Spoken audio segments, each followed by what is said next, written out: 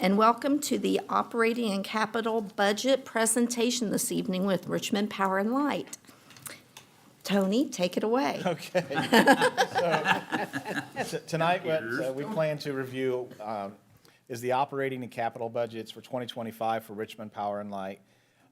Depending on how lengthy we go, I do have a break built in after we get through the operations part of this. But of course, please interrupt me at any point. You know, I do get windy sometimes, so just tell me to be quiet and I'll keep moving. If you do have any questions, please just feel free to interrupt me at any time. But we'll jump right in. So we base our budget based on selling power and the amount of power our community consumes. So this first page that I'm showing you shows what we're projected to consume this year as a community. It's approximately 914 million kilowatt hours. Now this does ebb and flow, as you can see by this chart. The biggest factor in our power consumption is weather. If it's a hot year, cold year, combination of both, or a mild year, that does have a big impact on our power purchased and power sales. So the next page, or my next slide, shows what we budgeted and what we actually consumed over a 5 or 6 year period here. 2022, we got it almost exact, and that's what we're striving for. We would rather sell more than what we budgeted for, so that's what we're always striving for. So for 2025, we are budgeting to purchase a little bit less than what we're projecting in 2024. Reason for that is, again, we don't know what the future holds. We don't know if it's going to be a mild year or extremely hot or extremely cold year. So we would rather budget conservatively and base our budget on that. And if things come in better than that, then of course we do better. This year we are trending a little bit less than what we thought, but we're still doing better than previous years. We do know we have additional load that should be coming on board, but the way we get to this estimate, first off, is we get estimates from IMPA. They do trends and tracking of our load, and they also are aware of most of our new industrial load, which is the biggest load that we do have. And then Sandra looks at where we stand, so jump in anytime, Sandra, at any point. Looks at the percentage of our sales throughout the year up to the point when we start preparing the budget, and then uses those percentages to help come up with that number that we're going to use for 2025. So we're projecting to purchase and resell about 909 million kilowatt hours. Oops, got a little circle on that. So what will 909 million kilowatt hours cost? Well, we're projecting that will cost us about $72 million. And that is also based upon some information that we have received from IMPA that we will see the ECA decrease starting in January. We're projecting about a 4% decrease in our wholesale power costs. Which is a really nice thing for our community. We'll get to see that ECA drop a little bit. So the amount of sales that we project and the price per kilowatt hour coming from IMPA is how we determined our purchase power costs for 2025. So the other side of the budget, of course, is our expenses. This is a summary, and this is also in your book, in your summary tab, but I went ahead and threw it here. And I'll get to the book here in a moment. But this shows by department 2024 versus 2025 and the variance in each budget. So what I plan to cover tonight with you are those changes in each department, showing why some are up, why some are down. But overall, it's a relatively flat budget, a relatively status quo budget. With no real surprises, quite honestly. We don't have any major changes. And again, we will go over those when we get to those department budgets. So before I get into those department budgets, and here, this is another page that is in your summary tab of your budget book. This shows the expenses by function, not by department, just as to how our budget is spent to operate and maintain the electric system here in Richmond, Indiana. So on that page, you'll see something that says administrative and general expense, and I have a little asterisk next to it. And that asterisk says, if you look at the bottom, says includes GASB 68. So I'm just going to get this one done and over with because this is one of the most confusing things in our budget. So what is GASB 68? GASB 68 is an accounting rule for public pension plans. And this is a direct quote from GASB.org. And it identifies the methods and assumptions that should be used to project benefit payments, discount projected benefit payments to their actuarial present value, and attribute that present value to periods of employee service. So if you can interpret that, please help me out. But, so in summary, what does that mean? In summary, it requires for us to account for an amount greater than our required and voluntary contributions to the pension plan per the requirements above. It requires us basically to budget for the what if. So a lot of those factors are what if everybody in the pension plan that's eligible to retire retired? What if the interest rates changed, things like that. So this GASB rule, really, when this was introduced, I don't know, how long has it been now, Sandra? It's been 5 or 6, 7 years? That it's something we talk about every budget. So we receive this GASB number annually from our pension administrator. So we budget for it, and then we also get a kind of a reconciled number towards the end of the year. So when I send out the December financials, I usually have an explanation as to where the GASB estimation landed and how that affected our bottom line. But we, as a result, we add back the non-cash portion of the GASB, meaning we provide, we do pay into the pension plan, but there's a lot they require you to account for above and beyond that. So if you wanted to follow along, but this is a summary of tab 1 expense, pages 1 through 3. I kind of put it all onto this one page.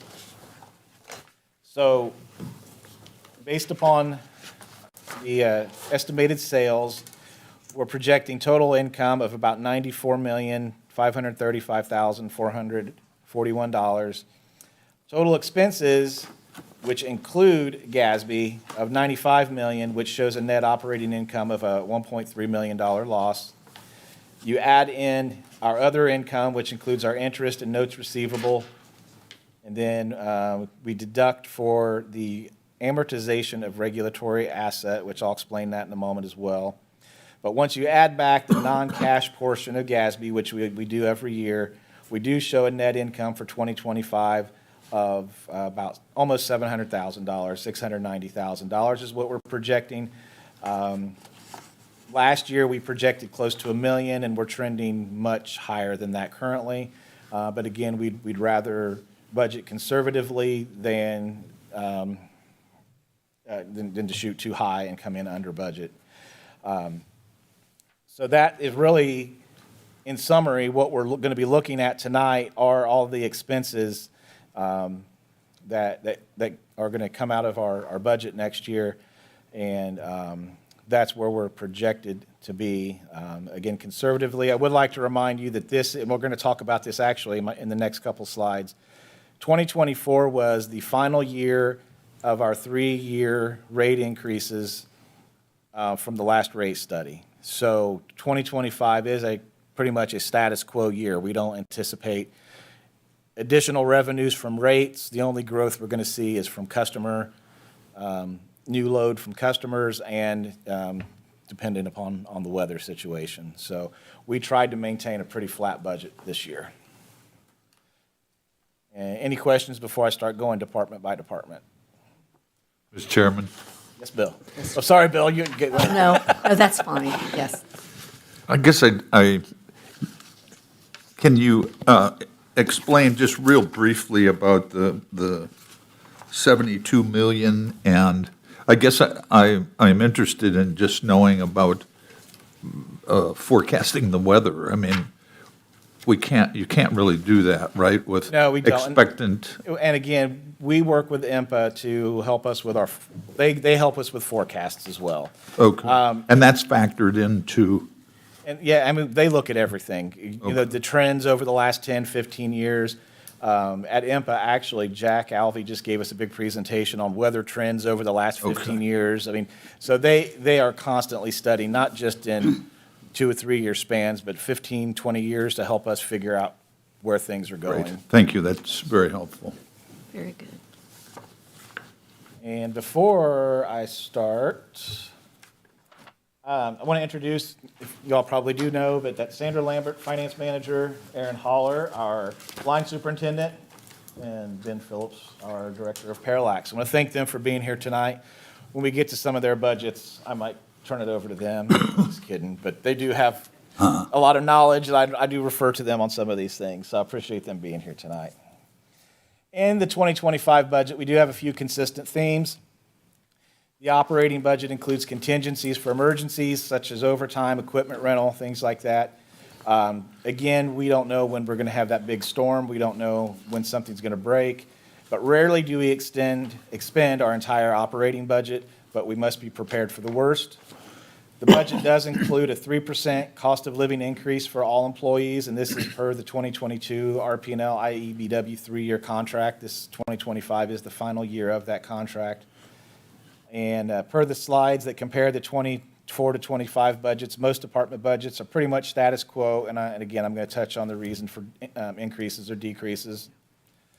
When it comes to labor, assignment of labor to capital accounts causes some of our labor accounts to shift depending on what capital projects we have planned year to year.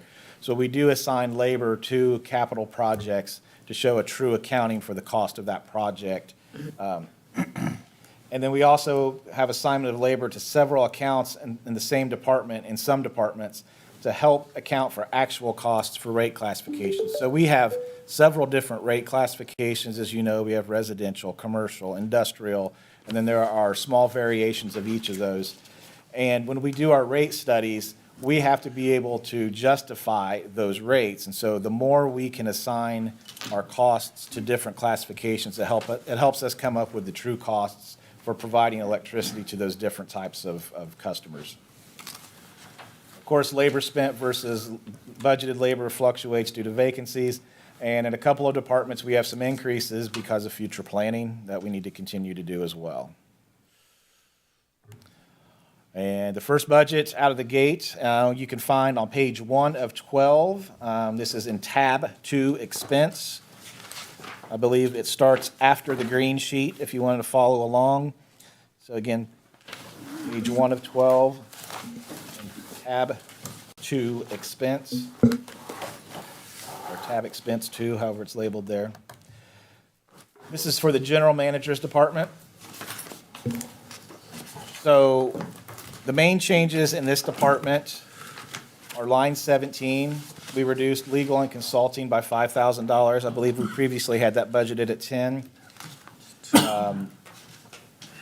And line 18 is our biggest change, and this increases from $36,000, which we did not spend in 2024, to $100,000.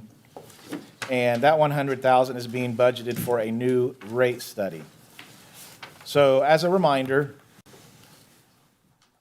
in August of 2020, RP&L settled with the IURC, and in that settlement, we agreed that we would follow their recommendation or requirement that no later than January 1st, 2026, RP&L would file a new petition to review base rates. As you are aware, we did take steps to exit the IURC, but as part of that, the board, and then the board wearing their hat as city council, passed a resolution and then an ordinance that basically mirrored that, saying that cost of service studies, rate studies will be performed in increments of no more than 5 years apart to help keep up with inflationary changes impacting RP&L's operational costs. So 2025 would be the year for us to conduct a rate study. to potentially make any type of rate adjustments in 2026. As a reminder, the last rate study was the first one we had done in over 15 years. And the costs associated with that were over $800,000. Large part of that was because everything we did, because we had to go through the IURC, had to be handled through consultants, attorneys. And then we had a bill at the end of the day of $125,000 from the IURC and the OUCC, both state agencies. They charged us that amount just to review our rate study. So this is we have a quote from the consultant that did our last rate study. That's how we came up with this number. This also includes a little bit in there for using an attorney that we've used in the past, because there's a few things we need to put into the next rate tariff regarding solar, just because that industry is changing as it comes to residential and commercial solar installations, and we want to be on top of that. So that is the biggest change in my department, aside from what we've kind of already covered. Any questions for me? Yeah, I was going to, specifically the new council members, was wondering if you had any questions specifically of, we did exit the IURC, and do you have any questions about that in regards to that? I do not. Okay. Thank you. All right. Thank you. Madam Chairman? Oh, go ahead, Mr. Parker. The only thing I wanted to point out is just what Tony just got through saying. It's going to cost us $100,000 versus $800,000, which was a fantastic idea for us to get Yeah. out of IURC. Yeah. The savings to the ratepayer of $700,000 is very significant, I think. And we hold to the same Very much standards. so. So, And I guess I'd want to point out, in that line, I mentioned we had $36,000 budgeted that we didn't spend. What we were going to do was get a jump start on the rate study this year and do a cash flow analysis, but that was going to be contingent upon our transformer study that did occur in 2024, but it wasn't able to occur until the fall. So anyway, the timing just didn't work out. So that cost has been rolled into that. Anyway, that's why we didn't spend that $36,000. So, any other questions? No, sir, you've answered.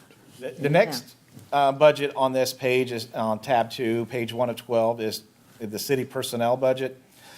This budget is the budget for the Board of Directors. It does show a 3% increase. We did go through and look at where the national conference is located this year, kind of try to get an idea on registration, airfare for that conference, as well as the legislative rally that several board members do attend. So we've adjusted the travel budget accordingly, and of course added 3%. So that's your budget. Do you have any questions on your budget? Okay. The next budget is on the next page, and that's page 2 of 12. That's an assistant general manager. Really a flat budget there, no significant changes. It's pretty much labor, office supplies, so it's up by 2%. Next budget on that page is the safety budget. So this budget, we don't have any personnel in the safety budget line, but we do, this is where we account for many of our safety trainings and other things. So I'll talk about a few changes there. So line 3, oil water separator removal. Doesn't look like we've had any expense out of that line. What we realized, we've been paying for that out of a buildings and grounds budget line. So we did just have that actually emptied last week. And so I'll have a number as to exactly how much that costs, but that will be coming out of this year's budget. Line 13, that's the right one. Safety Council reduced from 4,000 to 500. So we have a group of employees that meet on a monthly basis, and we review any accident reports and try to find ways to make improvements. So at some point in the past, we must have spent some money on the Safety Council, but we've not done that in several years. So we did reduce that budget down to 500, maybe for any incidentals we might need. On line 15, safety equipment, glasses, AEDs, AED batteries, eye wash stations. So next year, we do need, it's not an AED battery replacement year, but we do have several AEDs that we do need to purchase for some new trucks, and we need to get one out in the mechanics garage, a new one out there. Plus, we need to do some change out in our eye wash station, so that's why we have some changes there in line 15. Line 16 is safety training. So this year, for example, we just completed fire extinguisher training and some other things, but this is another one of those lines where we pay for some of our training programs. And line 17, first aid CPR. It's a CPR training year because it's every other year, and this is where we also pay for our hearing tests for our employees, which are tested on a regular basis. But other than that, really, no major changes. Questions on safety, which we talk about some training and other budgets as well. Moving on to the next page, this is buildings and grounds. It's up by 2%. And we'll talk about a few things there. Line 2, mowing of substations. We used to have this line in, I believe, Aaron, was it in your budget or substation department? But we moved that over to buildings and grounds since the buildings and grounds crew do oversee our contract mowers. We do have a newer contract.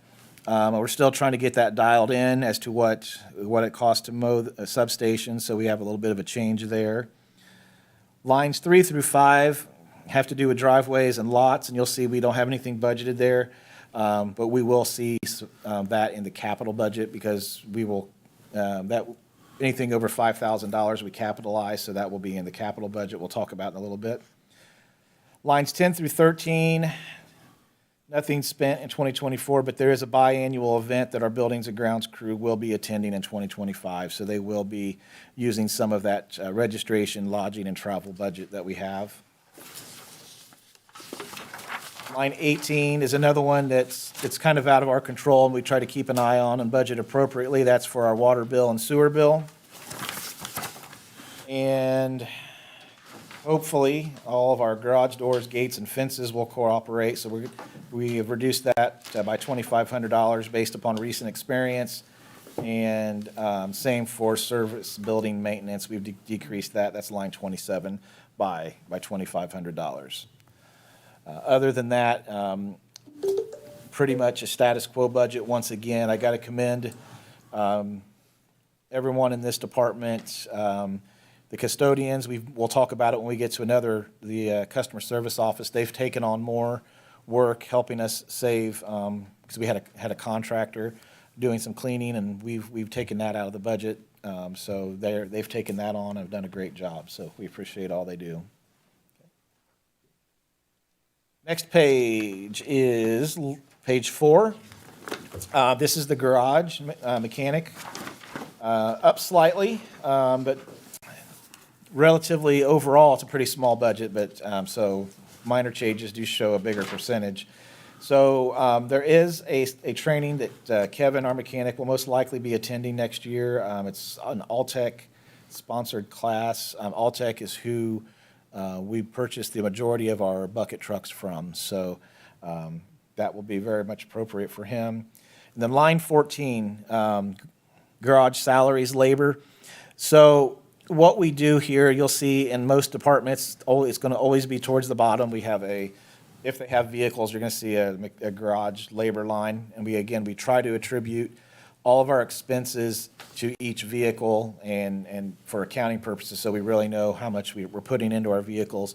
So anyway, that line it fluctuates a little bit. So it's not that he's getting a big raise by any means, but we're trying to adjust the labor portion there. So that's why there's an increase there. But really, those are the biggest changes in the mechanic garage budget. Aaron oversees the mechanics garage. And speaking of Aaron now, the next budget is the line department. And before we dig into the line department, just want to point out a couple of things. In this, you're going to see terminology OH or overhead. And what we mean by that, these are the employees that are primarily the linemen. These are the ones that are working on everything above ground. And then underground, the guys that work underground, that's our labor crew. So you're going to see in this budget, we don't have it broken out by linemen versus underground/labor. They're all included in this budget. So you're going to see multiple labor lines and materials and supply lines, but we break them up by function again. Just for some educational things, line 15, miscellaneous distribution, safety expense. This is the line where we pay for, and I believe also, Aaron, where we have our testing and recertification done on all of our rubber gloves, rubber sleeves, rubber mats, all those things.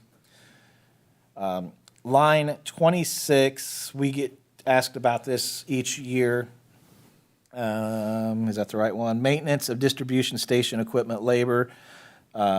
We did make a reduction there, but this has to do with linemen that do work inside a substation. We may see this one fluctuate quite a bit this year with the circuit breakers that we're going to be installing, our transformer project that's going to be happening. So this one's probably going to get a lot of activity this year, but we did reduce it in half from previous years. Line 28, maintenance of overhead distribution line, outside services and storm. So this is where we would pay for any assistance if we did need mutual aid or something like that. But outside services would also be outside services. And next year, we're going to be having steel tower inspections done. So we do all of our wooden poles every 10 years. They're due for reinspection in 2027. So we're currently working our way through steel towers. Is this the final year of steel towers, Aaron? Yes. Okay. Madam Chairman? Yes, sir. Tony, that's for if we have to call in help, that's where that money comes from. Where does the money go when we go out and help somebody? Where do we put it? Yeah. So we do get reimbursed. So how do you account for that, Sandra, when we get a reimbursement? It's in a balance sheet account, you won't see that, so it sits out there until we get reimbursed. So it's never. Can't hear what she's saying. You want to come up Yeah. and speak in the mic? I know you don't want to, but at least you don't have 100 people out here and staring at you. That just sits on a balance sheet account, so you'll never see that hit on the income statement. So it sits on a balance sheet account until we get reimbursed from whoever we're doing mutual aid for. So it never hits an expense. Does that happen every year or just, It seems like it happens at least once a year, yeah. you make a guess as to what amount that might be? I have no clue, honestly. It depends on how big the storm is. I mean, usually it's not that large of an amount. 10, 20,000 bucks. It's usually not that much. If it's local, obviously. Right. Like when we go help in Anderson or something like that, it's usually not that much. Now, They'll pay for labor and they'll reimburse like if they have meals or hotels and stuff like that, and that's usually about it. okay. So it's usually not that bad. Now, when we go someplace for a big hurricane, then that's a And lot of money, right? Yeah, that's a lot of money, yeah, yeah. Yep, it's the same way. All that sits on like a prepaid, so it'll sit there until we get reimbursed. So you won't see that hit our income at all. I'm assuming that's probably 6 months to a year later. Depends on where we go. When we went to Puerto Rico, it was a long time. Yeah. Before we got reimbursed for that, yeah. Okay, thank you. You're welcome. Madam Chairman, Thanks. Yes, sir. so Sandra, does it just pay for the expense that RP&L accrues in sending? Yeah, it pays for everything, and we also charge like overhead. So Okay. we'll do overhead, like we'll charge benefits. So like any labor, we charge the benefit amounts on that as Got it. well. So anything that RP&L would be out of, so. So it's kind of a obviously- break even? Yes, Okay, absolutely. okay, thank you. Yep. Move along to pages 4 and 5. At the bottom of page 4, and it carries Wait a over. minute, I'm sorry, line 23, 30. 30. 30. Yeah. This is the main labor line for the linemen. And Am I reading that correctly, though, from 600 to 800? yeah, I mean, we budgeted 765 in 2024. We budgeted 971 in 2024. That's what we budgeted. So we're actually down from 2024. We're current at 636.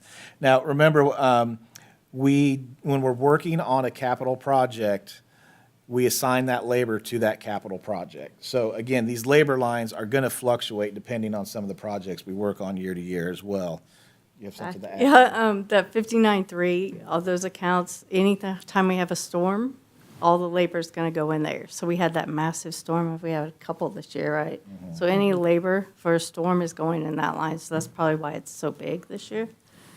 So any expenses for storm is gonna go in a 59.3 account Okay. for Aaron's department. Okay, thank you. Thank you. We good?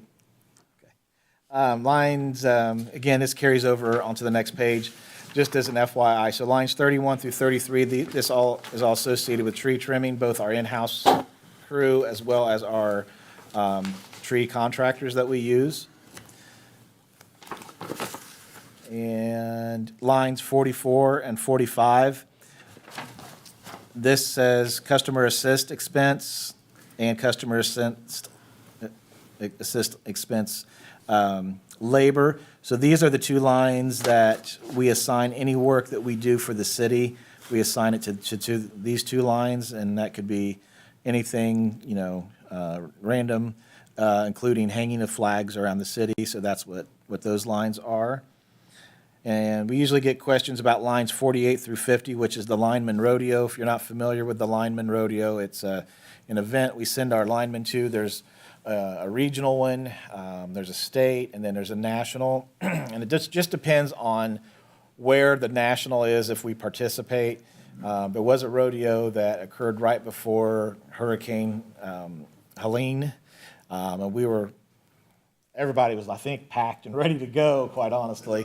And then the storm hit, and that rodeo was canceled. So that's why some of those expenses are down, because we ended up not going on that rodeo this year. But it's an event where our linemen get to compete against other linemen.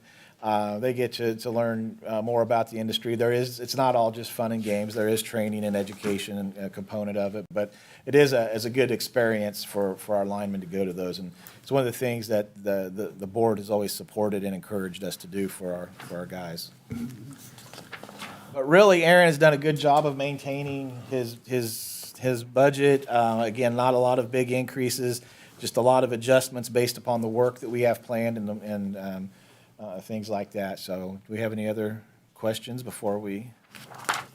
Mr. Chairman. Yes, sir. Just a comment, when the rodeo was here, I can't remember which one it was, but that was very, very entertaining, and people got to enjoy watching it and learning about what those fellows have to do. Yeah.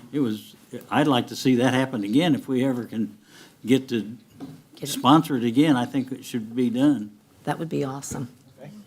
Yep. Thank you. Okay, if we want to move on to the next page, page 6 is substations. Again, Aaron manages the substation department. Showing an 8% increase, but there are a few reasons for that. So line 1, which is our tool line, that's up significantly, but there are a few things that we need to purchase above and beyond our regular acquisitions, and they need to buy a battery tester and lube and grease gun for our disconnects. So there's some added expense that they have put into line 1. Line 5 through 8, again, this is our travel and training. We have several new individuals in substations, so we will be probably spending more out of those lines this year than we have in the past. We've had a lot of retirements, so we do have a very much a younger crew in that department working their way through their apprenticeship. Line 24. This is maintenance of substation equipment outside services. There's a dramatic increase there. So the reason for that is they have some bushing replacements planned and contractor testing. additional transformer testing based upon the transformer study we had completed this year. I have not gone over the results of that with you yet. Actually, we have a meeting with the consultant that prepared that for us. I believe it's next week. So at a future board meeting, I will give you an update on that. Again, that was to take a snapshot of all of our large power transformers, gauge their health, and then help us prioritize their replacement over the next 5 to 10 years. Okay. But really, that is the biggest jump there. And then line 28, it says Doble service agreement. So Doble is the contractor that we send our oil to be tested. So the substation crew takes oil samples on a regular basis, and just like when you have your blood tested out of your arm, your blood test will tell you a lot about your health. The same comes from testing the oil on our transformers. So we have that tested regularly by Doble. Of course, that service agreement, like everything, is going up, so there's a little bit of an increase there. Anything to add on that, Aaron? That also includes the test equipment for all of our substation equipment. That's included in that. Okay. If there are no further questions, we can move on to page 7. This is the meter department. Let's see, what do we got going on in the meter department? We're showing we're up 12% here. There's a reason for that. We're currently at 9 employees, and we will have one of those employees that has announced they're going to be retiring next year. Then we'll be returning to 8 employees, and that's the standard number for the department. We added an employee mid-year 2024 for succession planning. In addition, we have several newer employees in this department that are progressing through their programs. And again, every 6 months, we talked about this last meeting when we were talking about promotions. Every 6 months, when they make it through their programs, they get a small bump in pay per the contract. So that accounts for some of the labor changes. Meter reading support, that's line 29. So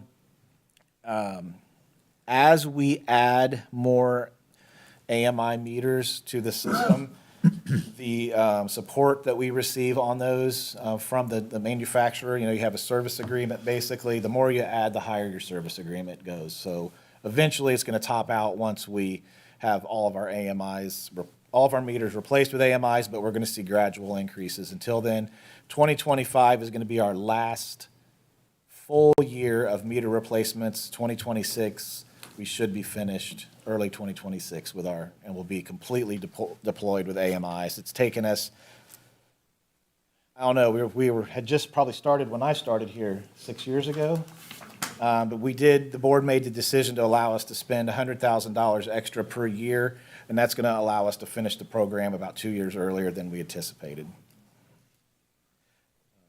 Any questions on meter? Let's change the page to operations. So operations is going to see a decrease. So operations is SCADA. This is the operations center. When you've been in the building, we always show off that room with the TV monitors and the big map wall and all of that. So this is Steve Glover and Caleb Kettering. Steve is retiring. He announced he's going to retire next year. We did hire, actually late in 2023, Caleb Kettering from the line department moved in, and he's been working with Steve to take his place. So we're going to see once Steve leaves, we're going to be back down to just one full-time employee in that department. So that's line 6. And then line 12, we're hiring an outside service to help us with as you can see, we've not really spent anything in line 12 in the past, but we are due for what's called a NERC audit. So what is NERC? So it says NERC, but it's actually a FERC is what we're going to be having as a FERC audit. It's Federal Energy Regulatory Commission. The Federal Energy Regulatory Commission is an independent agency of the United States government that regulates the interstate transmission and wholesale sale of electricity. So we fall in that last part with the sale of electricity. We are not involved with interstate transmission. But what do they regulate for us? Any of our operations reports, cyber, how we have our system protected, training, our system operators have to have certain types of training, et cetera. So we are eligible for an audit next year, and we would be using someone to help us navigate this. In addition, we will be using this consultant to help us stay on top of any governmental rule changes that occur, because as we know, things are constantly changing and are most likely going to be changing even more now that we've seen an administration change, or will be seeing that. So we need to have someone help us stay on top of any type of regulatory changes. If there are no questions, on that same page, page 8, engineering budget, we're showing that engineering will be down about 9%. So big changes there, and we can talk about other lines if you want, but the bigger changes are towards the bottom. So outside services, consulting, power system study. So this past year, we had the transformer study that I mentioned earlier. So that was a big expense. But what we're going to do this next year is have a load flow study. One of the recommendations that we have is to potentially add another intertie transformer somewhere on our system. So we'd like to, the money we have budgeted there would be for a study to help us determine the best location and size and all of those things for future planning. So that's what that is all about. And line 21, as we continue to try to modernize the department, this has to do with additional licenses for AUD, for our CAD, and I'm going to talk a little bit more about this in capital, but basically has to do with how we're connecting our GIS system that we have through our software to CAD, which we use for the design of our system. So those are the major changes in engineering. Questions? Finance is next. This is Sandra's department. So line 4, I mentioned I would talk about this later, so here it is. Amortization of a regulatory asset.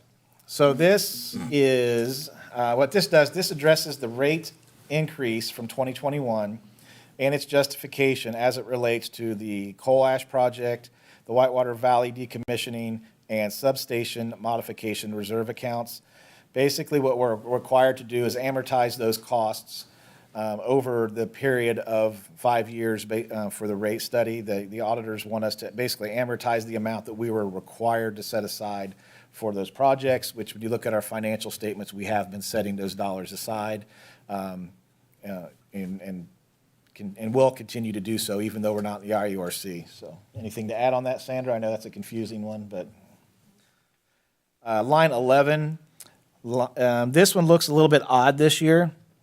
But this is uncollectible accounts. And first, I'd like to say we continue to trend downward on uncollectible accounts. We made some changes a few years back on how we do our payment agreements for folks that fall behind on their payments, and it's worked out very well. So we were, the amount used to be close to $500,000 a year. And this year is odd. And I'll explain that in a minute, but we've decreased almost in half, maybe by a third, so that change has paid off. So the reason it looks different this year is because we had the payoff from a large debt that had existed for many, many years earlier this year, and so that is why this line is showing opposite versus a loss there. So that's line 11. Trying to think if I had anything else for your department, Sandra. Yep. Line 12, outside services, bad debt collections. We continue to see this one decrease, and this has to do with paying finance systems to collect bad debt. Line 18, very small. It's a decrease in duplicating. And line 25, this is for education. We most recently used this. We had Ivy Tech come in and develop a course for the individuals in our finance office, and there was a very good course they put together.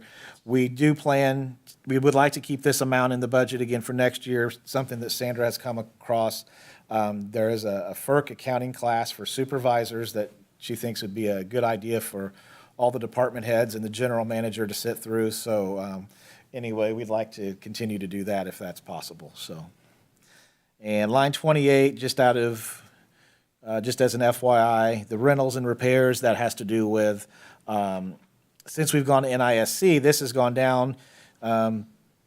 NIC is our software equipment, but we still have copy machines and things like that, and that's what those rentals and repairs are. The reason I say that line has decreased over the years is we no longer have a mail machine and all those things because everything is handled by NISC when it comes to mailing of our bills. And that is reflected in Sandra's budget. Line 7 is where those accounts for how our the mailing and printing of our bills. Line 10, we do account for if there's any overages or unders when it comes to cash. Luckily, that's pretty much at zero. But I'd entertain any questions that you have there. Madam Chairman, Yes. Tony, can you explain line 26, employee benefits, general, vacation earned? I'm going to turn that over to Sandra.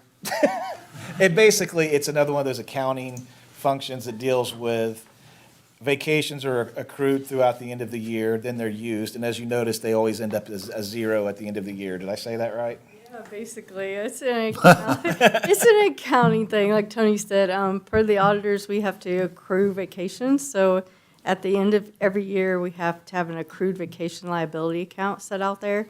So we do that at the end of every year, and then throughout the year, we accrue what people use.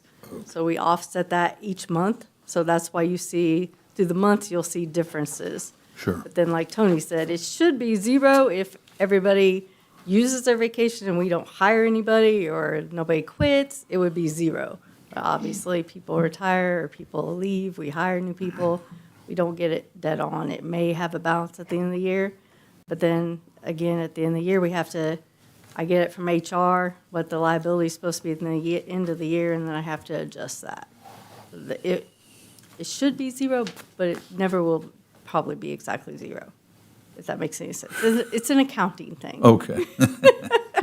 That's where you lost me. I know, it's one of those things, it's kind of hard to explain. But it would include, say, an employee retires and you have to pay out for, Well, it the wouldn't vacation. include the payout. It's basically us but saying how not a much payout for vacation? No, it wouldn't be a payout. It's us estimating how much vacation time people have earned, basically. It's us saying at the beginning of the year, this is how much time people have earned in dollars, and then us accruing for that throughout the month, Got it. throughout the year. And Okay. at the end of the year, Bob says, okay, this is how much time people have accrued for the next year. Okay, great. Thank you. Okay? Help a little bit? Maybe. All right. So any more questions for Sandra on finance or for me on finance? I think that's all I had for that. Okay. Next line, next budget is on page 10. This is the customer service office. This is the office located at 44 South 8th Street. This budget includes all the costs associated with the 8th Street facilities, the team at the 8th Street office, as well as Quentin and Greg that perform our service disconnects and reconnects for non-payment. So it includes the 6 individuals that are in that office, and then again, Quentin and Greg that they're in our building, but they are out every day doing the disconnects and reconnects for non-payment. Biggest changes in this department, it is seeing a 1% decrease, is line 10, and this one has been a moving target since COVID for whatever reason. The Brinks and other related companies that pick up our money the prices have just gone through the roof. And that continues to increase for some reason. Line 24, I'd just like to note, I mentioned this earlier when we were talking about buildings and grounds. We've been able to save about almost $10,000 a year by making some changes within buildings and grounds, and we were able to do away with our contract cleaners that were coming in and cleaning the office every night. But Amy does a good job with running that office, and a good job managing her budget. No major changes, but I would entertain any questions you have on customer service. The only other line in this budget that relates to that department is, we do have $4,000 budgeted in buildings and grounds for miscellaneous maintenance if they have plumbing issues or a roof leak or something like that. Madam Chairman, Yes, sir. line 11, the budget was 215, we spent 205, and it went to 237. What was the 22,000 increase for? I'd have to ask Amy what the justification was there. And oh, okay, I'm sorry. I was thinking of collections. It said collection. Right. We were, for part of the year last year, we have been understaffed down there, and we are fully staffed now. That's probably why we've bumped that up. Okay. All right, Sorry thank about you. that. I was thinking, said collection. I was thinking back to our bad debts. Okay. Next page, this is a biggie. Nope, it's not. It's on the same page. Let's stay on page 10 first. This is purchasing and storeroom. So this used to be two separate budgets. We had a purchasing budget and a storeroom budget. Purchasing was just one person. Storeroom currently has three. They're fully staffed. But due to their close association of job function, they work hand in hand with each other. It just made sense to combine these two budgets. So if you're looking at an old budget book, you're probably going to see a little bit of discrepancy because, again, we've combined both of those departments into this single budget. So the storeroom receives, manages, and distributes all the inventory for projects and daily maintenance. Like I mentioned, they're fully staffed. We do have a retirement that will occur in 2025. Lines 2 and 4, let's see, 2 through 4. Maintenance of transformers. This is associated with transformers taken out of service and or refurbished, recycled, or expenses with moving them. The equipment rental line is used to hire, from time to time, we need to hire a crane or someone to come in and help us move things around. So that's what that is all about. Line 17 through 20, training travel. So this department actually for a long time didn't have any training or travel, but NISC, our new software, has started offering training for inventory and purchasing, and so two of our employees in this department did attend that last year, and we plan on sending them again this next year if it works out for everyone. But pretty much a status quo budget there as well. Next page then, page 11 is human resources, where we are showing an increase here, and I'm going to explain that. So a lot of this, again, no major changes, but let's go down to line 27. Outside services, legal, arbitration, union negotiations. So this year, 2025 is a negotiation year. So just looking back at past history, that's how we came up with the number that we needed to budget there. Last contract was approved in late 2022, and this one expires September 30th of 2025. So late spring, early summer, the negotiation process will begin. Lines 29 through 42 have to do with all of our insurance policies. And we use a broker to help us find the best deal on our insurance policies. And there are increases in about every line, and we did our due diligence trying to find the best deals while maintaining the level of coverage that we needed. In our industry, it's getting more and more difficult to find insurance providers that will even look at us, let alone cover us. Yeah. Because of our coal exposure, there are many companies that won't even deal with us anymore. So we're kind of left with, just a few out there, and of course, they can charge a premium because we need that insurance coverage. But we did have some this year that refused to, shouldn't say refused, but declined to quote because of our coal exposure. So anyway, it's good times. Employee benefits, line 44, there's a small increase there. Handbook. So what we have, Marsh, our insurance broker, has a legal team that is able to review our employee policy handbook to make sure it is current with current regulations. And also we can put this into a digital format where we can a lot for our employees to have it on a mobile app. So right now, of course, everything's a paper manual. If they had a question about a policy, they have to refer to that. So this modernizes our employee manual, hopefully. So that's what that expense is for.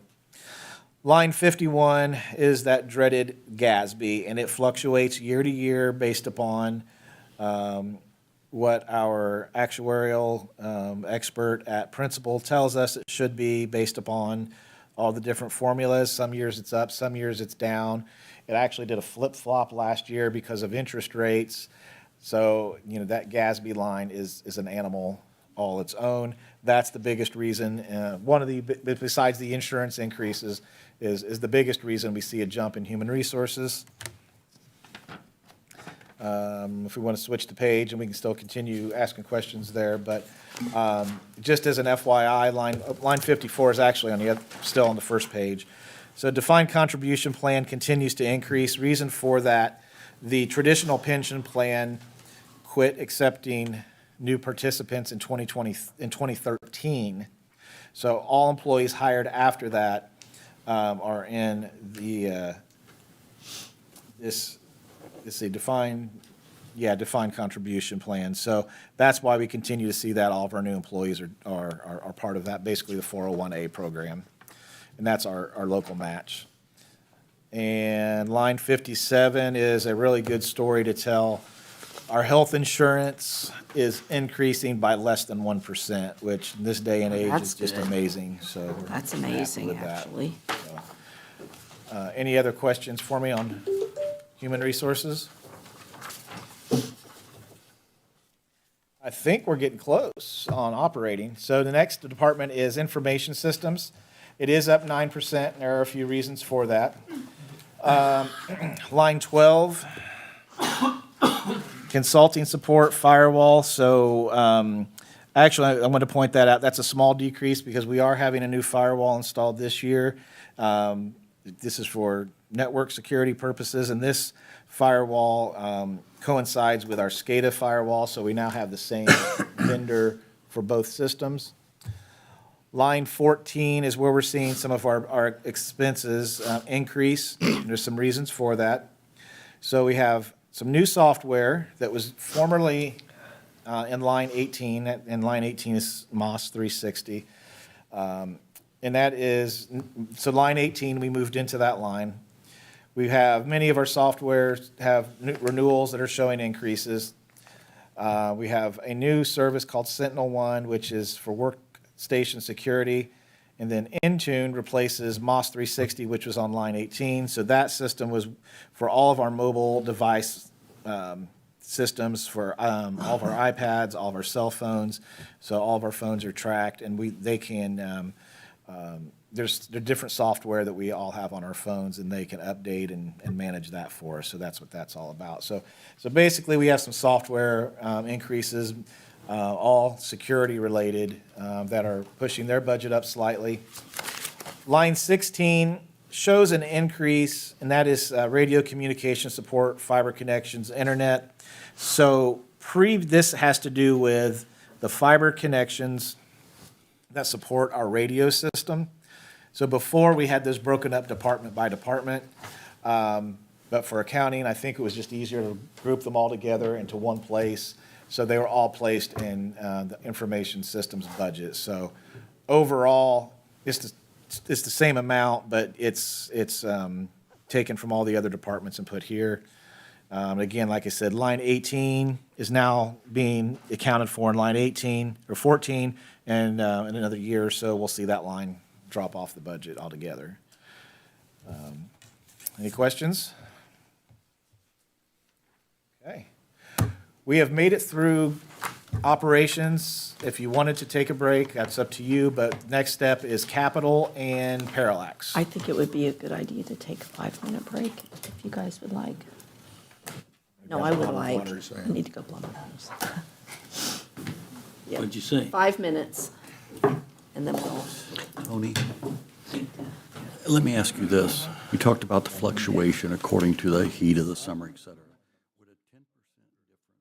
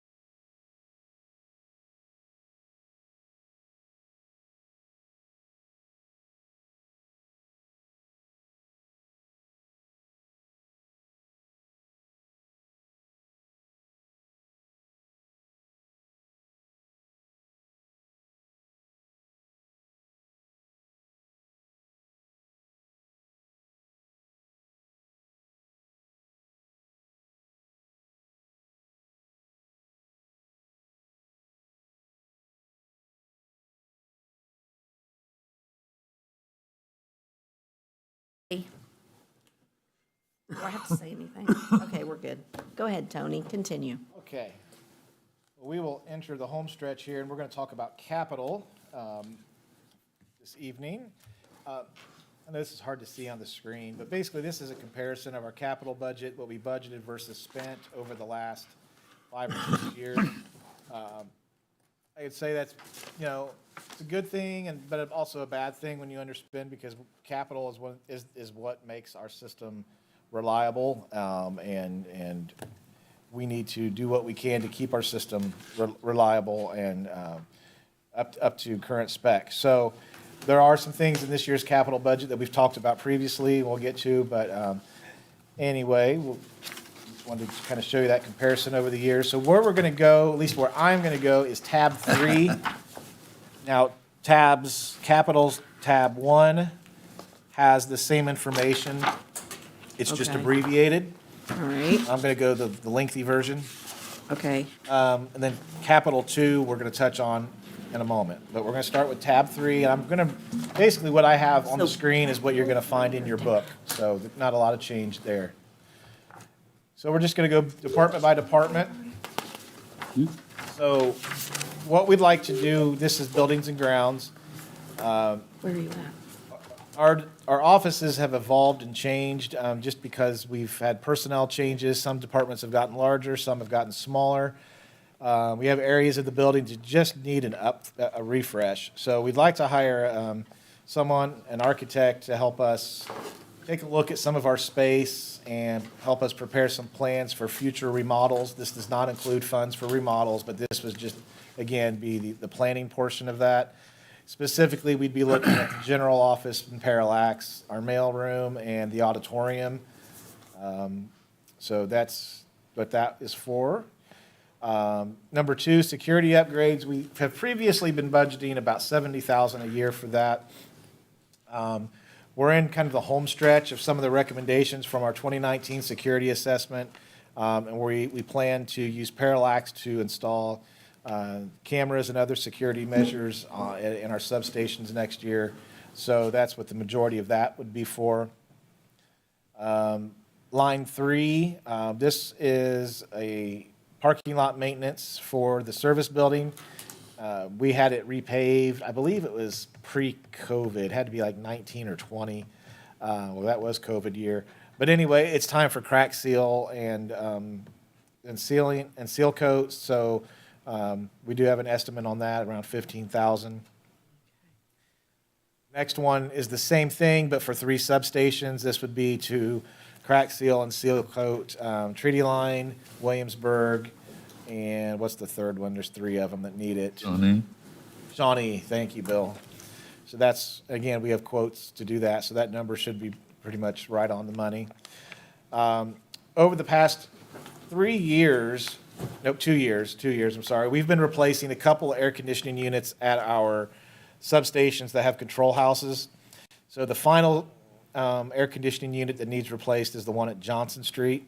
We're going to talk a lot about Johnson Street throughout this capital presentation, but this would get their air conditioning unit replaced. And again, it's the final one of the 6 that have needed replaced due to age. And then our fuel system. This is software only. This would not be the physical infrastructure I have pictured, but we have 2 different software systems that monitor our fuel system. One monitors the fuel levels. The other system is for inventory management as it relates to the departments and vehicles that when they're getting gas and diesel. Both of these systems have exceeded their useful lives and are no longer supported. So we would like to replace those software systems. But having fuel on site has continued to be a benefit for us. In years past, it had occurred off-site, but this continues to be a benefit, and we'd like to continue to invest. I think that's it for the Department of Buildings and Grounds. Do you have any questions for me? If not, we're going to get into the line department. As you know, we have a lot of trucks. We try to keep our trucks at least 10 years, so you're going to see some vehicles here that are going to be right at 10 years, some of them even longer. So the first one we need to replace is a 2015 bucket truck. Although miles seem low compared to our personal vehicles, idle and sit the majority of the time. So there is a lot of wear and tear. This one needs hoses replaced and several other things. The other part of this is we need to special order our trucks to get the right chassis for the right height, because the truck we got in this year, we ordered it, it was a spec unit. And I think, Aaron, you said before we changed the tires, we were within an inch of hitting our ceiling. So we do spec our trucks so that they have a certain height so we can park them indoors. That does extend their useful life. Plus, being diesels, we want to make sure they're ready to fire up on a moment's notice when it's really cold. Anyway, if the trend continues on special order vehicles, we're looking at 18 to 24 months before this one would even come in. The same on this next vehicle. It's a 2009 Ford F-750 Super Duty. This is a 70-foot bucket truck that really you use in those special situations, but it is definitely a need for the department. It is seeing some wear in the bowl pinion gear, and the hoses need to be replaced. So by the time, if we were to replace all those things, you're about a third of the way to a new truck, and this is already 16 years old, so it is due for replacement. The other item is something that is used very, very frequently, and that's our underground directional drill. Current drill has over 1,000 hours on it, and has had numerous breakdowns, and some of the drilling heads and other things are experiencing a lot of wear. So we would like to replace that, and that is a 2015 unit. So that's something that's almost a daily driver, isn't it? You guys use that quite a bit, so.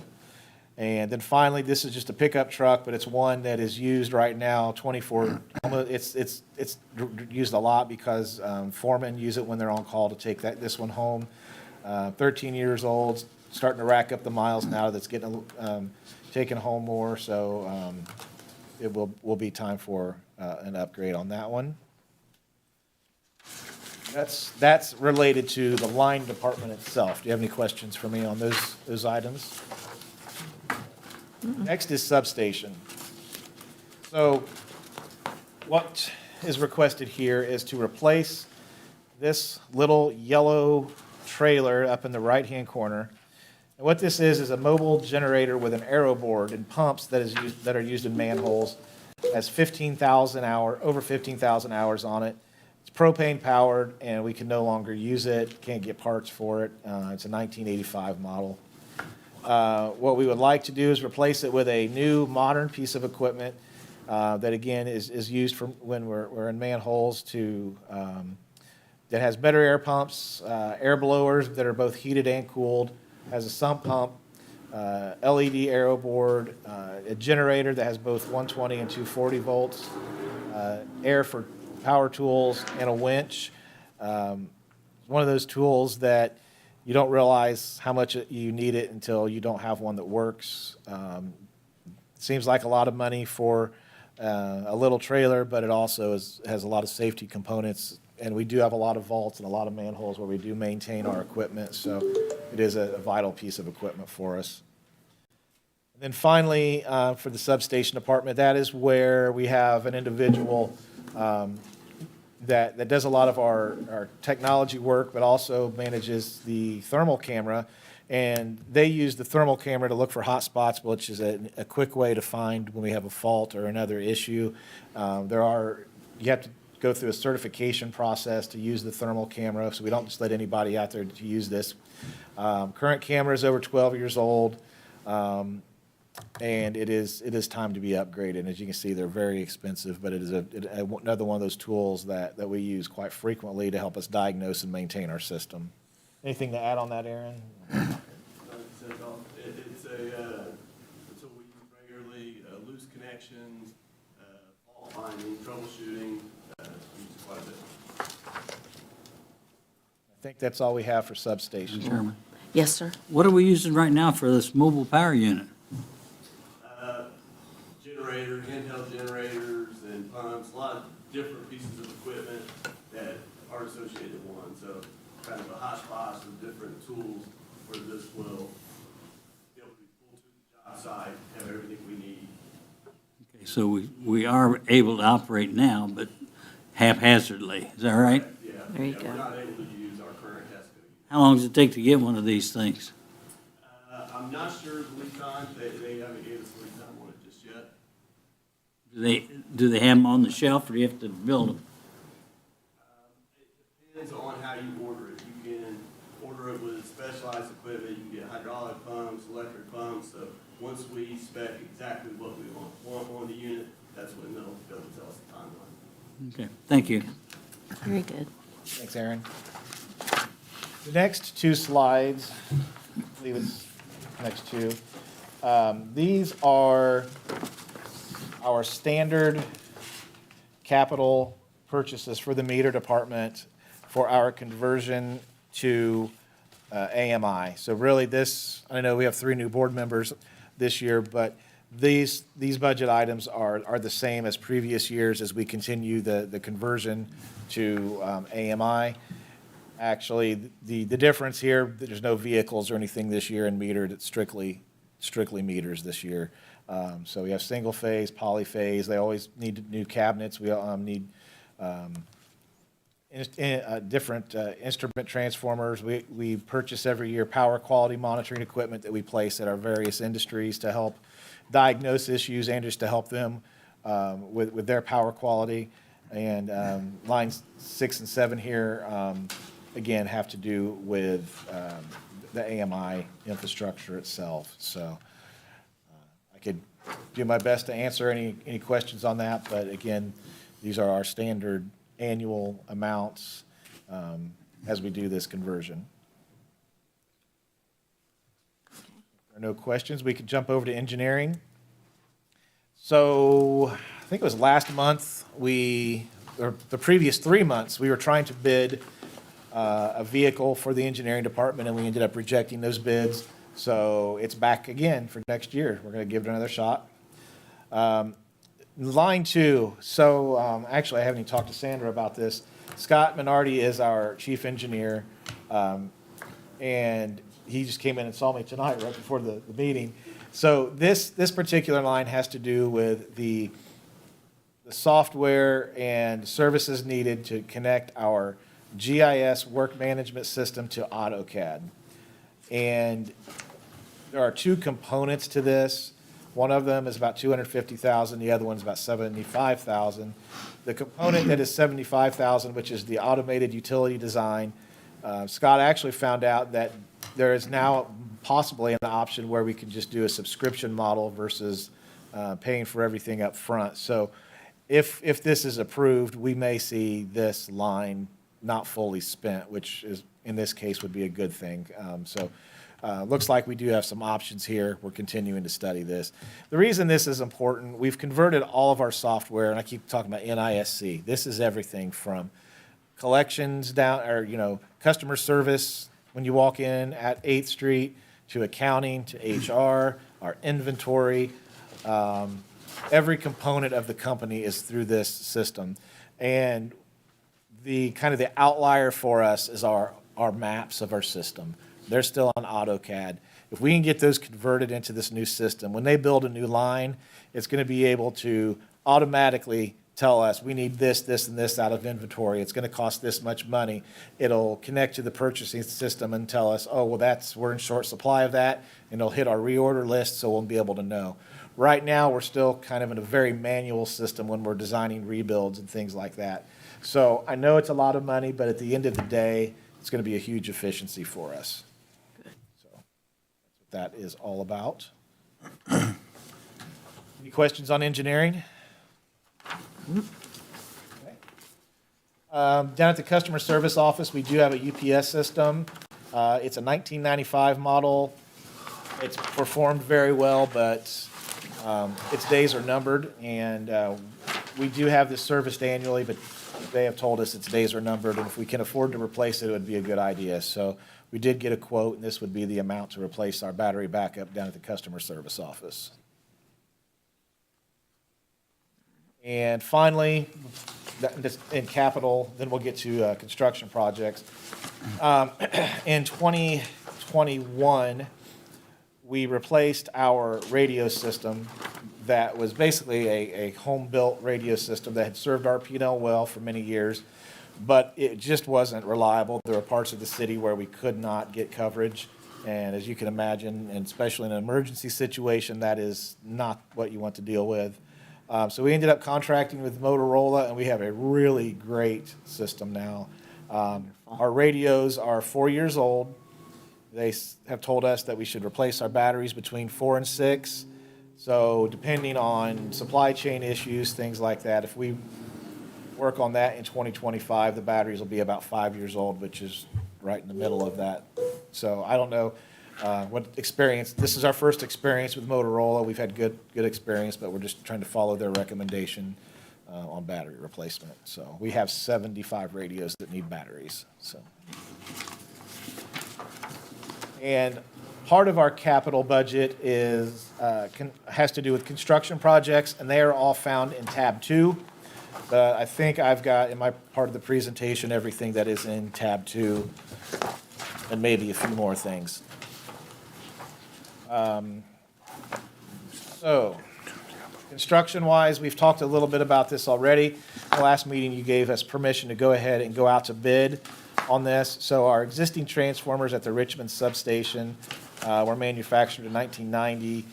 One of those experienced failure this year.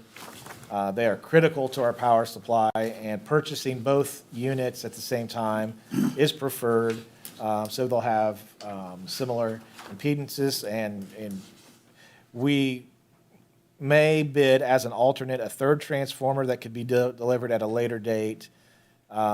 We're not committed to anything, but we're just trying to figure out timelines and things like that. But that's mentioned in your budget book.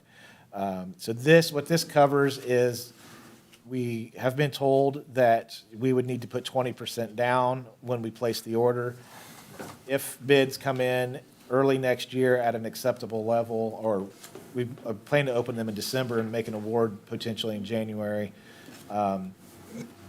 we may have to put down this as our down payment initially. So that's what this budget item is. We had this budgeted in our 5-year capital plan for 2025 already. So regardless of what happened this year with one of our units, we would have been bringing this to you this year anyway. The next thing is a remodel of the existing switchgear room at Johnson Street, at the Johnson Street substation. So I mentioned last week at our regular meeting as one of our accomplishments that we've been rebuilding the 4 kV component of the Johnson Street substation in-house, and we've been doing that over the last 2 to 3 years. Again, just kind of eating away at it a little bit each year. So this next year, the next part of that is the switchgear room, and upgrading all of the switchgear. So that's what this would be. We budget every year for street lighting, and this seems to be a number that works well if we do have new street lighting projects that come online. So again, a standard number we request every year there. Anything to add on that, Aaron? Can you think of anything on the street lights? It's pretty standard stuff on that. Pretty standard, just the cost of parts, like everything else, is continuing to build up. And then system modification and rebuilds. So we're currently in the process of rebuilding our infrastructure around Charles School. That's why I've got a picture of Charles School. Southeast Parkway, Parkway Lane, and South 24th Street. So specifically what we're doing here is replacing the 4 kV overhead system to a 13.8 underground system. We had to put this project on hold right after the COVID era, but when transformers became very scarce. So we're now able to return our focus to getting this project completed. As you can imagine, anytime we can get our lines underground, it brings us more reliability. And 13.8 is the standard that we're trying to get our community to. So it's going to take a number of years, but we have different systems operating in Richmond, and we're slowly trying to get everything switched over to 13.8. So that's what that's all about. Madam Chairman, Yes, yes, sir. maybe Aaron can help with this. How many streetlight projects have you done this year, installing new streetlights? And roughly? New additions, it's been more of changing LEDs ones as we retire them or they get damaged. A lot of the lights that you see out in town are typically waiting on parts and or bad underground. Typically the delays you see in streetlight repairs. So do we have a backlog of requests for streetlights? I know of one. So when it comes to new streetlights in new neighborhoods, well, how it comes to us is if someone contacts us and says, hey, can you put streetlights in our neighborhood? We're going to say you need to file a petition, get that through your city council member, get it to the city engineering department. At that point, we'll generate an estimate as to what that project would cost, and we'll get that back to the city. Then the city can decide whether or not they want to add those streetlights. So we do not go out and just add lights to a neighborhood. It is in cooperation with the city because the city has to take on that additional light bill for those.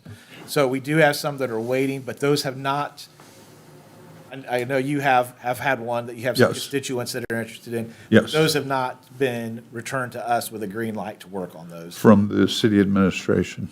Okay. Board of Works is the one that okays them. Yeah, correct. And 60,000, you think that's adequate to budget for next year? That's the amount we've budgeted for several years, and it seemed to work for us. So if there was something to come up and it's going to be above that, like I've done once this year already, I'll come back and say, hey, this capital line item is we need to increase it and request permission to do that. Okay. Thank you. What do we got next? So we budget annually for line extensions for new loads. So specifically, this is where we the budget that we use when we're adding new customers. Anything from retail like Chipotle to system improvements to accommodate new load in the Midwest Industrial Park. This is an amount we budget annually, and again, it seems to work well for us if we do need to make those additions. And then finally, miscellaneous substation modifications. Another amount we budget annually just for ongoing improvements in our substations, such as modifications to relays and replacement of major equipment, including, again, we'll talk about those circuit breakers that you allowed us to order earlier this year. We're continually working on our substations, upgrading those. But like I said, I will have a report for you in the near future talking about some of our long-term upgrades that are necessary. This is probably a line that in our next rate study where we're going to need to start spending a lot more than $500,000 a year, just to be honest with you, as we get into some of these large power transformers that need to be replaced. That's all I've got on that. So that covers our capital budget capital department by department, and also covers the ongoing construction projects and the kind of the what ifs, the planning projects if something were to occur. So that would conclude our portion for RP&L, but we do have Parallax next. So if you're okay, I can jump into Parallax. That sounds good to me. Fine with me. So just as a reminder, Parallax is self-funded from their customers, primarily from their fiber customers and other related sales. So RP&L ratepayer funds do not subsidize their operations. Parallax pays their share of expenses to RP&L. They pay rent, they pay for their share of the phones, the copier, insurance, retirement plans, fuel, office supplies, et cetera. So again, they are self-sustaining, but they do provide a huge asset to RP&L because all of their fiber connects our substations together and our network of communication that gives us all the features we have to maintain and monitor our grid. Parallax has done well the past few years. As some of you that have been on the board for a while, I think you can appreciate they can now fund their own capital purchases, for example. In years past, if they've needed a truck, the truck was purchased by RP&L, and then they would make payments over 4 or 5 years to RP&L. They've done well financially, and they can fund their own items now. And we're now at a point where they need to start making some system upgrades as well to their equipment and facilities, and we're going to talk a little bit about that tonight. And they're also have been able to place some money into reserves for a rainy day if they were ever to have some emergencies as well. They also return a portion of their net profits to RP&L to help satisfy previous debt. So that's another thing that is a first for Parallax. So and of course, Ben Phillips is here from Parallax, and I'll ask him to jump in here. Parallax is up to 198 fiber connections. They had 34 new fiber customers come online this year, another great year. Not super new line of work, but they've been growing with VoIP, voice over internet protocol, so internet phone systems. They added 24 new VoIP customers this year. They had a big bump in '23, but still another great year in 2024, continuing to trend upward with VoIP customers. So the reason they sell VoIP systems is because these are internet phone systems, and they're selling high-speed internet, so it's a perfect fit for their model. And another thing that they started and have had a great year with is camera installations. Again, a camera system requires a high-speed internet connection, which is what they provide. So a lot of their customers have needed these, and they have sold 17 systems. And actually, I'm going to go back a slide because Dexter was just in my office today and told me he just sold another VoIP system and might have another one sold by the end of the week. So 24 was through today. We might be at 26 by the end of the week, and wouldn't be surprised if you're up 30 or 40 by the end of the year. Awesome. I did sell one of those today. Yeah, okay, so it Awesome. continues to grow. And that picture is a picture, we have a camera on top of that's the weather cam on top of the stack at RP&L. So if you ever go to our website, you want to see what weather's rolling in from the west, there's a live cam there, and you can take a There you look. go. So, Madam Chairman? Yes, sir. I hate to ask a dumb question, but it's never stopped me before. no doubt. Oh, With the chart, there's a solid line and a dotted line. What's the solid line for? Solid line on this one. Yes. So the solid line represents the actual number of sales, Oh, and then the dotted line is a trend line. It just shows that they're trending upward. okay. okay. I thought it was reverse. Thank you. There you go. So over the years, this is small. I apologize. I'll do better next year. I'm making this bigger, but this just kind of shows some history since 2023. We continue to budget conservatively each year. Again, don't want to pretend we can do everything. So try to budget conservatively, and each year Parallax continues to outperform the budget that they had the previous year. And I don't want to jinx them, so that's all I'm going to say, but they continue to do well. So year over year, comparing 2024 to 2025, what we're looking at is that we're projecting that operating revenues are going to be up to just over $2 million from $1.872 million this year projected.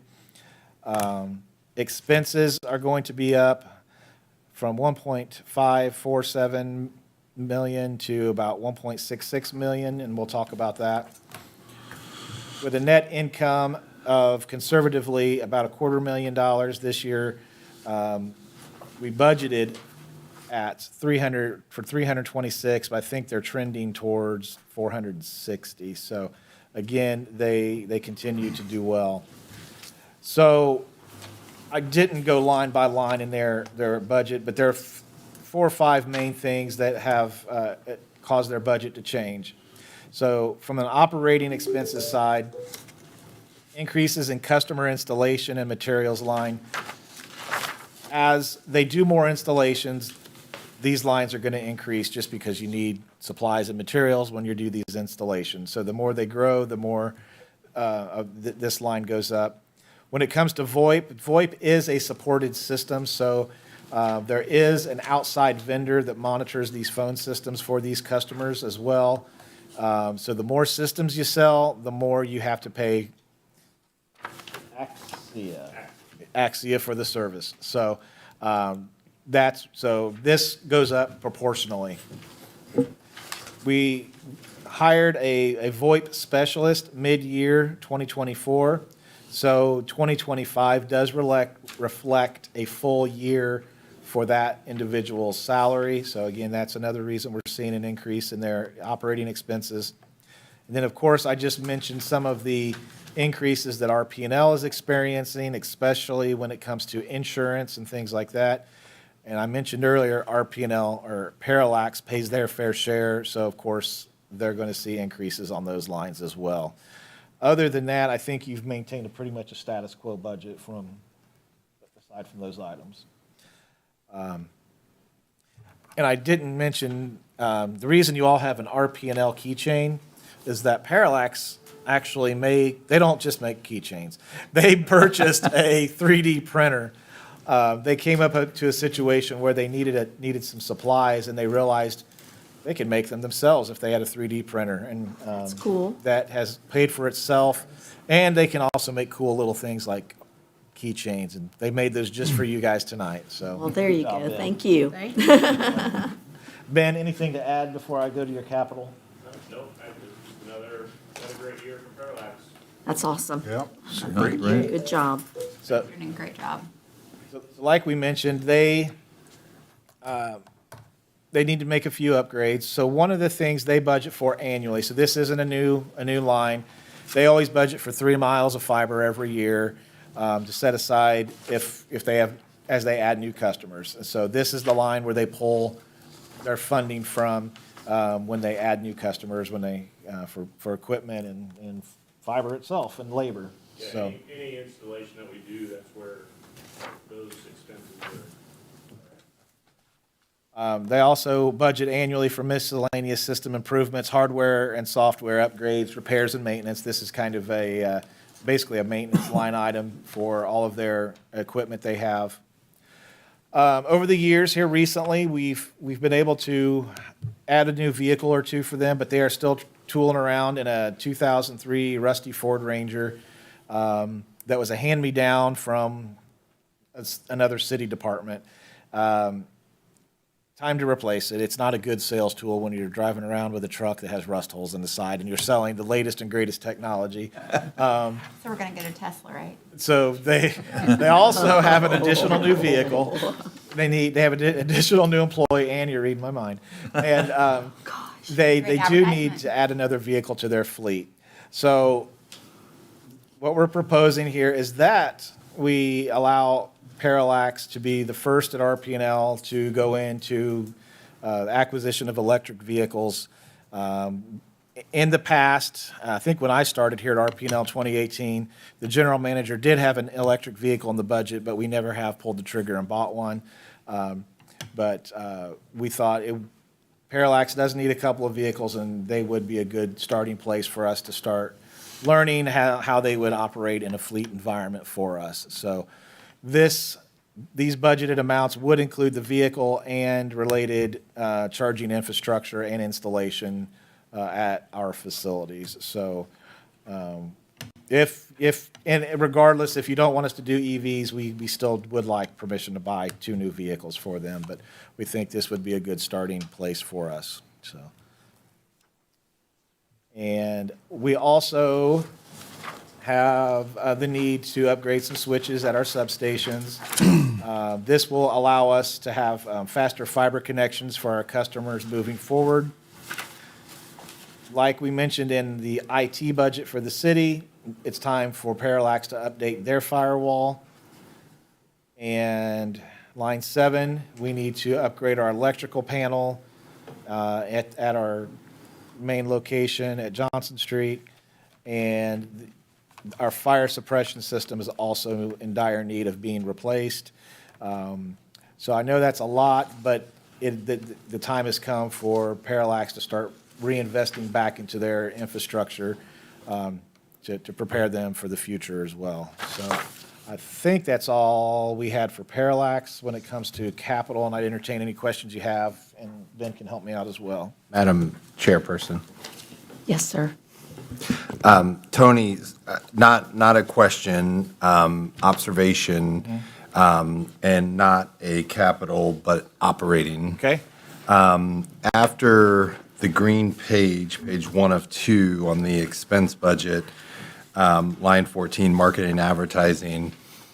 It looks like in '23 you budgeted 15. The actual came in underneath that, 14, 24, 15 as well.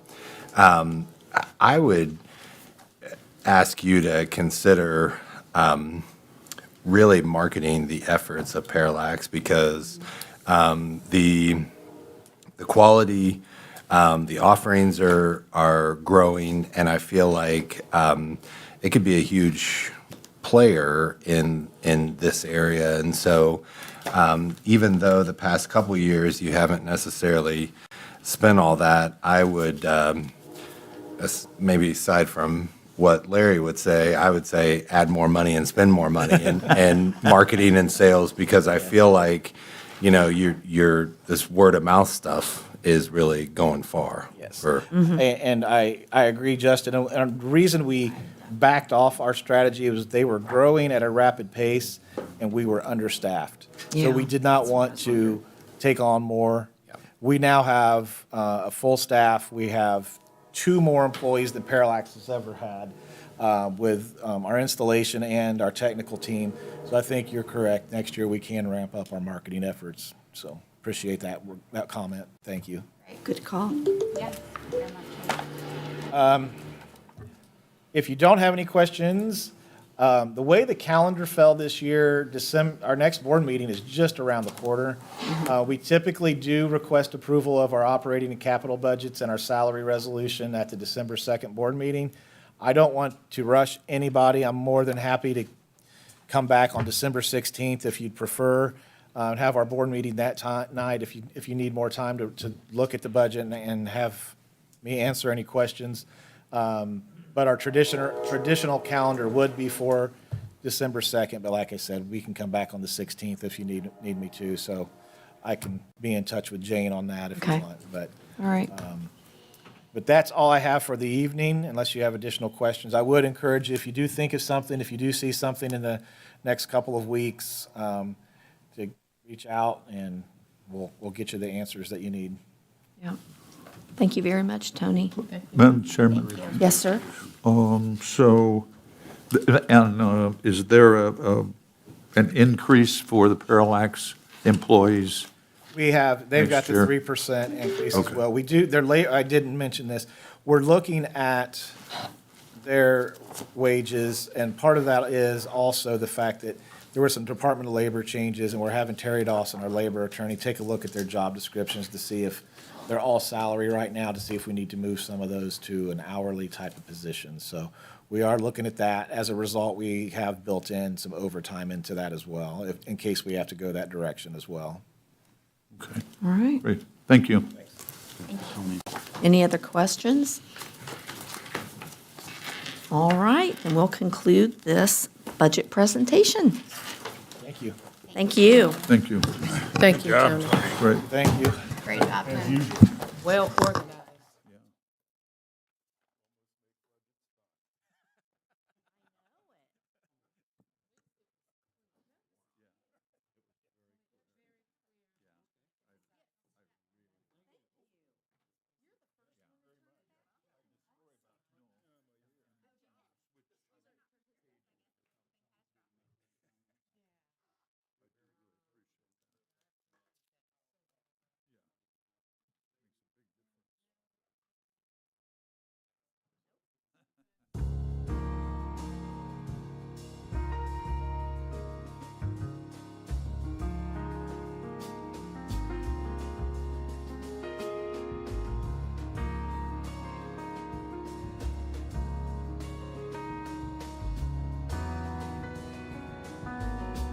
You are watching Whitewater Government Television, WGTV, Channel 11, part of the Whitewater Community Television family of stations.